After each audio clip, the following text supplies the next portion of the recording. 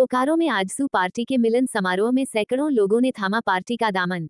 AJSU party अपने पुराने कलेवर और तेवर में लौट आई है। बलिदान दिवस के बाद आजसू पार्टी ने मिलन समारोह का कार्यक्रम प्रारंभ कर दिया है।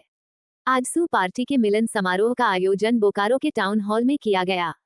केंद्रीय अध्यक्ष सुदेश कुमार महतो की उपस्थिति में लगभग 1000 लोगों ने पार्टी की सदस्यता ली।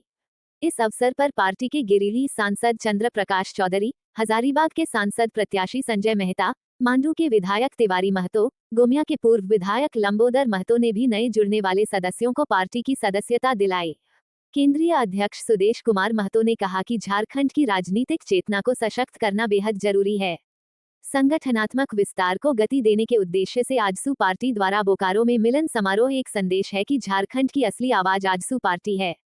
लोग स्वयं पार्टी से जुड़ने की इच्छा जता रहे हैं। 8 महीने में जो राज्य की स्थिति है, लोग अब इसको समझ चुके हैं।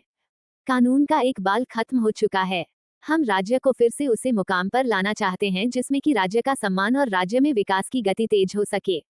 गिरिडीह से सांसद चंद्र प्रकाश चौधरी ने कहा कि संगठित तरीके से बालू, कोयला, लोहे का कारोबार किया जा रहा है जिसमें रांची तक के अधिकारियों की मिली भगत है।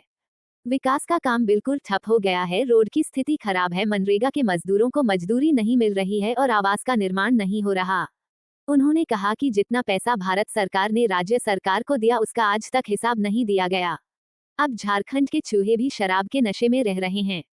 चारों तरफ घोटाला ही घोटाला हो रहा है। अब एक नई शक्ति एकत्रित हो रही है, जिन्हें मैंने कहा था ये जो चुनाव से पहले जिस भ्रम के आधार पर सरकार ने लोगों के बीच में अपना चयन का आधार बनाया, वो बहुत दिन तक स्थिर नहीं रहेगा। और वही आज 7-8 महीना के बाद ये चीजें दिखने लगी। लोगों का विचार के अनुकूल सरकार और शासन का ना पाकर लोगों ने अपना विचार बदला है और ऐसे संघर्षशील नेतृत्व को स्वीकार किया है जिसमें वो अपना राज्य का भविष्य और खुद का भविष्य देखते हैं।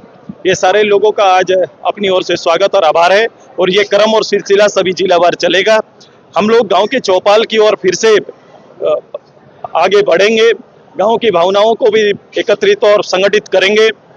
और जो परिस्थितियां राज्य के अंदर में आई है, मैंने कहा बार बार मैं कह रहा हूं, जो लचर व्यवस्था है या फिर जो कानून व्यवस्था है, ये शासन का इकबाल जो नहीं रहा अभी, उसके की में लोगों को लामबंद करते हुए फिर से इस राज्य को उसके वास्तविक स्थिति पर, उसके वास्तविक जहां इस राज्य को होना चाहिए, जहां इस राज्य की जो अस्मिता है वो उसको सुरक्षित रखने के लिए हम सभी लोग पहल करेंगे। कोयला का धंधा इतना लोग इस पर आ गए, कितना ऑर्गेनाइज तरीके से यह चलता है कि लोग यहाँ से लेकर सरकार से लेकर खरीद पदाधिकारी इस पर इन्वॉल्व रहते हैं।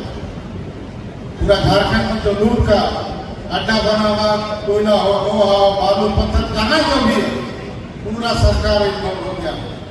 आज विकास का काम बिल्कुल ठप हो गया।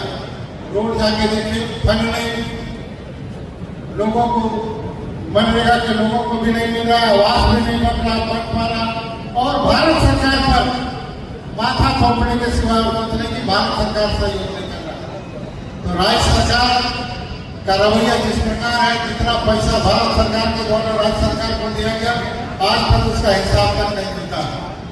और जिस प्रकार से बंदरगाह हो रहा था, स्वास्थ्य विभाग हो, शिक्षा विभाग हो, पेयजल विभाग, आप देखिए पेयजल विभाग आज तक कितना खर्च हुआ, उसके पास कोई ऑडिट रिपोर्ट तक नहीं। दारू घोटाला हो रहा, यहाँ तो चूहा लोग भी दारू पी जा रहा है झारखंड का। यहाँ चूहा लोग भी नशा में रहता है। तो कितना घोटाला हुआ इसका आप लोग समझ सकते हैं। कई लोग जेल जा रहे हैं, टेंडर घोटाला हो रहा, इसको चाहे टेंडर दे रहा, मनमानी तरीका से